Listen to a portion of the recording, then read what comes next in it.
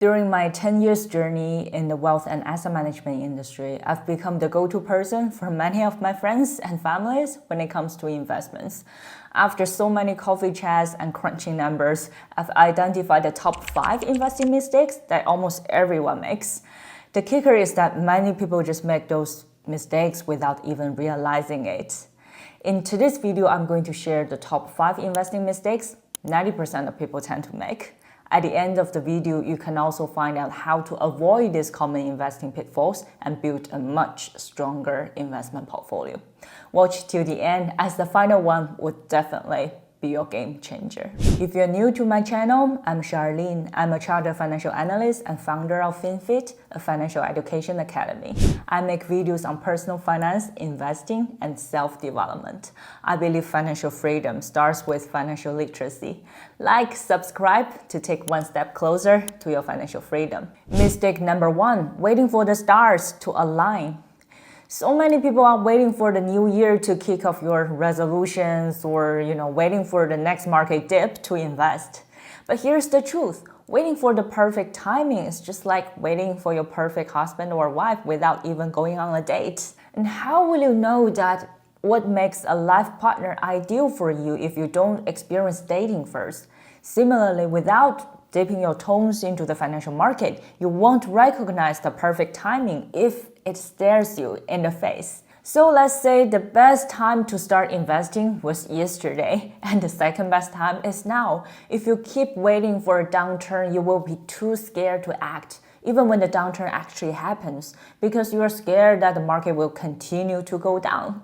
And there's no perfect timing to begin. Start small, learn as you go, and let compound interest do its heavy lifting. And if compound interest sounds like a really foreign concept to you, it's time to check out my video titled The Easiest Way to Get Rich, Compound Interest Explained. You can find a link in the description area as well. Mistake number 2 is only comparing return, not risk. This is very classic. I often hear some friends share with me, Charlene, I have a friend who invested in 10K in a fund and in a year he made 100K out of it. Do you know how they did it? They did it because they were just lucky. I also have some friends who went to a casino and then they put $200 there and then after 2 hours they earned 100K. How did they do it?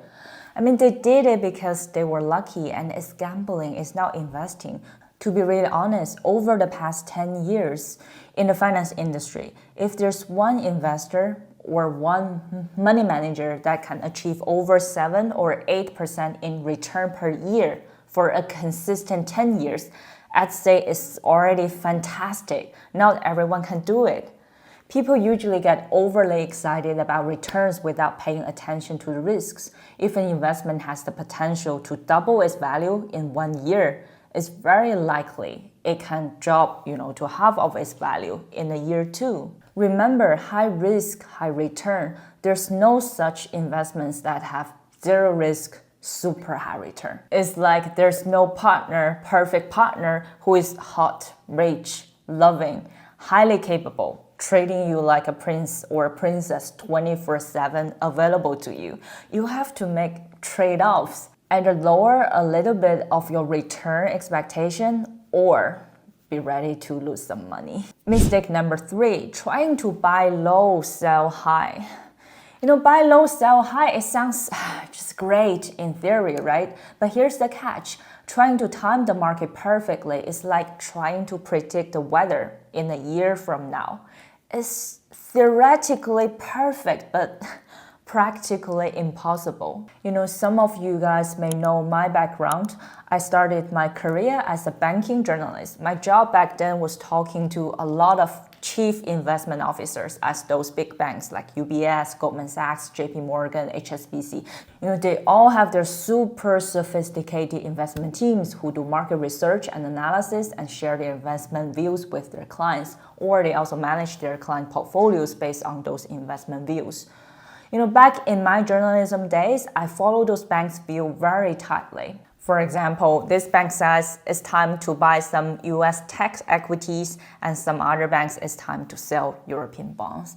Some of their views are correct, Some of them are wrong. They are sophisticated investment people, but they don't always get their views correct. If they can get, for example, more than half of their views correct, we call it calls, half of their calls correct, it's already pretty great. Like us, like as individuals, if you try to buy low, sell high, it's just not worth it. Why? First of all, you need to invest a lot of time doing research, analysis. You can, let's not say if you're not capable, even if you're very capable, you can use those times to do a lot of other fun things like hit the gym, spend more quality time with your family and friends. The second reason is every trade you make, there are fees behind. Transaction fees, management fees, all those fees can easily eat up your profit. And the third reason is you cannot get every call right. You think you're smarter than those sophisticated banking professionals who put 50 hours per week on market research and analysis. So trying to buy low, sell high, in my view, is just not worth it. Focus on long term, don't trade frequently. Mistake number 4 is not diversifying. Diversification is the cornerstone of reducing risk in your investment portfolio. Imagine you put all your money into one stock because you believe it's a sure winner. That's like betting on a single horse in a race. If that stock goes down, so does your investment. The whole investment is like putting all your life savings on red at the roulette table. Risky, isn't it? And here's the deal. Not all industries of the economy perform well at the same time. During COVID, healthcare industry performed so well. Last year, AI stocks went up a lot. And this year, maybe tech, maybe ESG, maybe Japan, maybe Europe. No one has a crystal ball. Those people on Bloomberg, on CNBC, they tell you that in 2014, we're going to see Federal Reserve cut interest rate and it's going to benefit this sector or that industry. And by the end of the year, trust me, if not half, a lot will get their views wrong. By spreading your investments across different sectors, different asset classes, and different geographies, you can just smooth out the ups and downs. It's like having a balanced diet. You need your proteins, carbs, fats, vitamins, and minerals. Skip one and your health could suffer. In investing, if one investment is down, another might be up, balancing the effect on your overall portfolio. Mistake number 5, watching too many YouTube videos on get rich quick. And this is very biggie. The internet is full of financial gurus promising quick riches if you follow their investment strategies. But let's be honest, if making money was that easy, everyone would be a millionaire. These videos often showcase the best case scenarios, ignoring the risks and ignoring the number of other people who lost their money trying the same thing. In finance, we call it survivorship bias. It's like looking at travel brochures that only show sunny beaches but not the hurricanes. I have a client who doubled his money by joining my course, and then you see a client testimonial and then they say, oh, Charlene, she's fantastic. By following her course, I make 100K in one night. But you know what? You should know there are probably 99 clients who lost half of their money or entire money by following that financial guru. And before I started my YouTube channel, of course, I did some research like competitor research online. I see so many people trying to teach how to get rich quick by trading cryptocurrencies or doing frequent trading. There are also so many people like in their 20s who have zero finance background, zero finance experience, telling you buy this ETF, buy this stock. I'd say, to be really honest, as a finance professional who's been in the industry for over 10 years, seeing this kind of content, it doesn't just bother me. It literally makes me sad. According to data, almost 80% of millennials are looking for financial advice on social media such as YouTube, Reddit.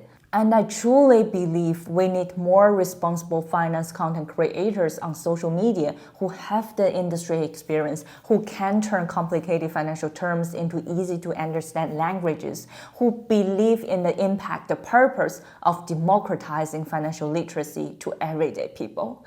That's my mission here, and that's what I believe in, and that's what I'm doing now. If you enjoy this video, you are going to love my video on how to master both investment and dating world. In that video, I shared 4 universal rules that work like magic in both investing and dating worlds. Those rules come straight from my heart-to-heart chats with my friends. For instance, the same reason you cannot find your perfect life partner is probably the same reason you cannot get rich. Like, subscribe, and click on the screen. I will see you in the next video.